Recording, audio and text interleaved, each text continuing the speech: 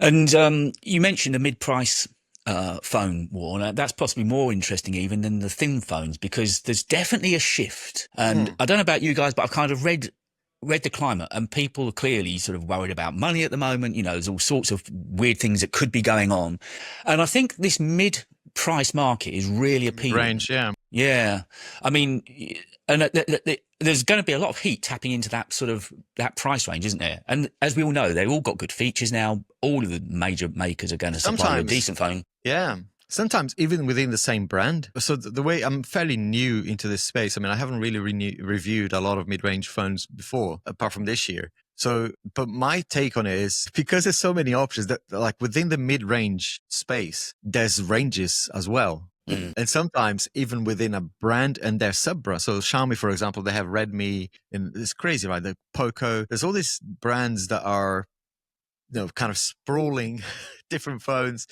On one side, you go, what phone do you recommend? Right. And you go, well, actually, don't look at features, don't look at specs. How much money do you want to spend exactly? Because if you give me 300 quid, okay, I'll tell you which phone. 400 quid, that's a different bunch of phones.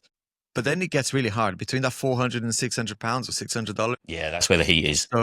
So many, and so many good ones as well that are like, my gosh, there's a lot of features in those mid-range phones that are, and I think that's a thing that they do on purpose. Like they'll put one or two features in them that are flagship level to kind of get people, instead of, upgrading their iPhones or whatever, or their Samsungs, to go and buy a cheaper mid-range phone that still has something worthwhile. Because Samsung have had the mid-range market pretty much, well, not tied up, but they certainly concentrated on it for a long time, haven't they? They haven't ignored it. No, they can't ignore it because it's their highest end, the highest selling phones. Certainly, yeah. Their A series, like the A21 or like that lower level, that's the one that they move the most of.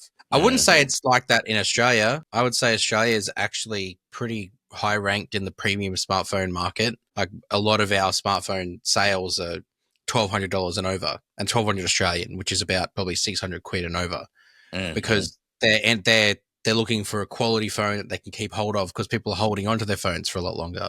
But absolutely, Yeah. the mid range, but it's such a confusing space. Like Alex, there's just too much available, and there's too much that are similar. And there's like only one difference between like one phone. One's got a 8 megapixel macro, and one's got a 5.